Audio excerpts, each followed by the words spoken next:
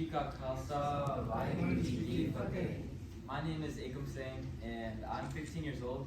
I'm part of the production team at Nishkam TV. And part of the production team, we're responsible for the execution of programs, which involves the maintenance of technical aspects like the cameras, the lighting, the sound, editing, and along. My name is Jaskirat Singh and I'm 15 years old and I'm part of the Nishkam TV production team. And one of our jobs is to use 3 to 4 high-performing cameras to produce high-quality footage. My name is Sahib Singh. I'm 14 years old, and in order to get high-quality footage, we need to make sure that we have professional lighting and sound. Hi, I'm Tanisha Kaur. I'm 16, and I'm also part of the production team. In order to get so much promising production, we had to carry around 10 to 12 bags with us, full of equipment wherever we travel. And not only am I a part of the production team, but I'm also a part of the content team. My name is Sunar Kaur Chopra and I'm a part of the content team. Being on the content team means overseeing the interviews and the questions we have planned out for these interviews, as well as getting to know the people that we're working with, and also being in charge of communication and publication about our project.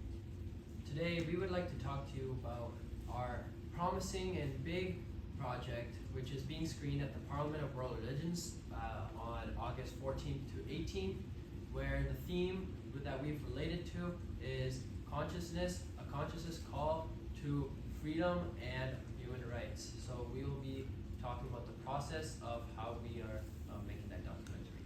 So we started with coming up with a lot of ideas, but ultimately we decided to create our documentary on the untold stories of Afghan minorities who had to flee Afghanistan because of religious persecution. And once we decided that we're going to create a documentary on Afghan minorities, we had to come up with a name for the documentary. And the name that we chose is Baywatana, which is a Pashto word which means without a home or a country. To make this documentary, we've traveled worldwide to interview and meet Afghan families and organizations that are helping them. Our first stop on our travels was London, which we visited in February, and one key thing that we learned from visiting London was about the women's rights violations that happened in Afghanistan. We interviewed a woman named Komal Sapra who represented the Hindu Asamai temple in London, and she talked about her experience and hardships growing up in Afghanistan. She told us about how difficult it was to go out in the streets, and she had to be accompanied by a male family member at all times. She compared her life to her daughter's life and says she is so thankful that her daughter will never have to witness women getting stoned on the streets or have to cover up and wear a burqa if they want to go out. In March, we went to Vancouver, and we were fortunate enough to talk to some people in the PoWR Foundation, which is a foundation that's helping families come from Afghanistan and find a new home. And we're unfortunately the founder, he passed away from a tragic accident, but we were able to interview his dad, sister, and close friend who are continuing on his legacy.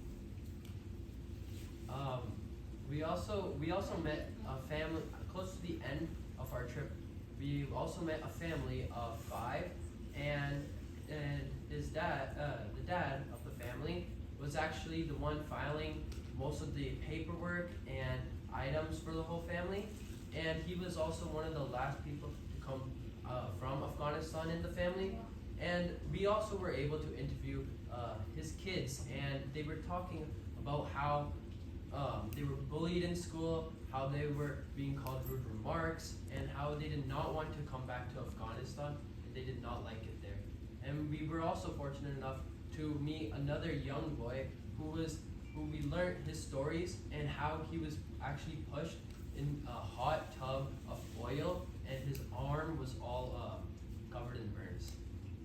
On our trip to New York in Hicksville, Long Island, we met a multi-generational Afghan Sikh family of 13 people who recently came from Afghanistan. And basically we interviewed one of the family members. His name was Arinder Singh, and he shared his tragic story in which he lost his wife, his father, his in-laws, and his 2-year-old daughter due to 2020 bomb attacks in Kabul. And to this day, he has nightmares and struggles to sleep at night because he's thinking of those attacks.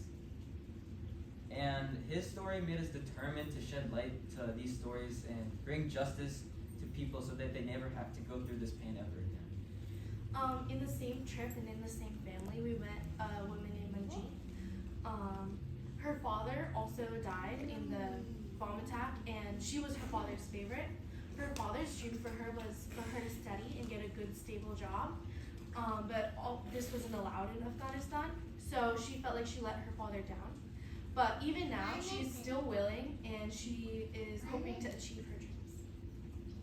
And then we went to India in April. And in India, we met a widow. Her name is Daljit Kaur. So she told us about her husband who died in the bomb attacks at Baywatana Gurdwara in 2020, and how she had to take her family overnight. A family of 4 kids, one who was only a year and a half old, and they had to leave Afghanistan that night. And she tells us about the struggles that she went through, and it brought tears to our eyes. And we were actually able to interview her kids, and so their sons, their father actually died. Their father died in the attacks, and they were so deeply sad, and they missed their father deeply. And they were also bullied in school as well due to their appearance. And we were also fortunate enough to meet an 8-year-old girl who was actually scarred in her eye due to the bombshells at the attacks, and she was almost nearly about to lose her eyesight because of that. In our travels, we met some inspiring people like Paramjit Singh Bedi, Vikramjit Singh Sawhney, Baljinder Singh Fuller, and Chabal Singh. These are the people that help these refugee families move from their homeland to foreign countries to start a new life. It was really heartbreaking for us to see people give up their lives, having to restart it and build a new one completely from the start. And for us to complete this documentary, we're going to fundraise $200,000. But to make this happen, we need your guys' help and support. Your donations will help us cover travel expenses, equipment expenses, and also production costs. Your help will motivate us and inspire us to create more projects. It will also help spread a powerful message to inspire other people worldwide to stand up for religious minorities. Please support us and thank you for your time. Like, Ji ka khalsa, Waheguru Ji ki Fateh.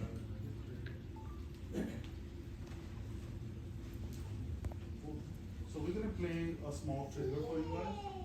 ਬੱਚਿਆਂ ਨੇ ਅਸੀਂ ਹੁਣ editing ਸ਼ੁਰੂ ਕਰਤੀ ਹੈ ਤੇ ਕੁਝ footage ਅਸੀਂ ਇਕੱਠੀ ਕੀਤੀ ਹੈਗੀ ਹੈ ਤਾਂ ਕਿ ਤੁਹਾਨੂੰ ਆਈਡੀਆ ਦੇ ਸਕੀਏ this is proof is in the pudding so this is the real work and ਸਾਡਾ ਮੇਨ ਗੋਲ ਹੈਗਾ ਕਿ ਜਿਹੜੀ ਪ੍ਰੋਡਕਸ਼ਨ ਕੁਆਲਿਟੀ ਹੈ ਉਹ ਨੈਟਫਲਿਕਸ ਲੈਵਲ ਤੇ ਹੋਵੇ ਤਾਂ ਕਿ ਅਸੀਂ ਕੋਸ਼ਿਸ਼ ਕਰ ਸਕੀਏ ਉਸ ਪਲੇਟਫਾਰਮ ਤੇ ਜਾਈਏ Amazon, BBC, ਕਿਉਂਕਿ ਆਪਣੇ ਸਿਰਫ ਕੰਟੈਂਟ ਤਾਂ ਮਿਲ ਜਾਂਦੇ ਨੇ YouTube ਤੇ ਬਟ ਜਿਹੜੀ professional quality it has to be top notch it should feel it's coming from Hollywood so ਸਾਡੀ ਉਹ ਇੱਕ ਕੋਸ਼ਿਸ਼ ਹੈਗੀ ਹੈ you guys are the best ਜੱਜ ਸੋ ਤੁਹਾਨੂੰ ਥੋੜਾ ਜਿਹਾ ਟ੍ਰੇਲਰ ਤੇ ਫਸਟ ਪੁਟ ਅ ਪ੍ਰੀਵਿਊ ਇਹਦਾ UK one ਸੋ ਅਸੀਂ ਜਦੋਂ UK ਗਏ ਸੀ ਉੱਥੋਂ ਦੀ ਫੁਟੇਜ ਦਾ ਇੱਕ ਛੋਟਾ ਜਿਹਾ ਪ੍ਰੀਵਿਊ ਬਣਾਇਆ ਹੈਗਾ ਇੱਕ 2 ਮਿੰਟ ਦਾ ਟ੍ਰੇਲਰ ਹੈਗਾ ਦੇयर इज नो ਵੀਡੀਓ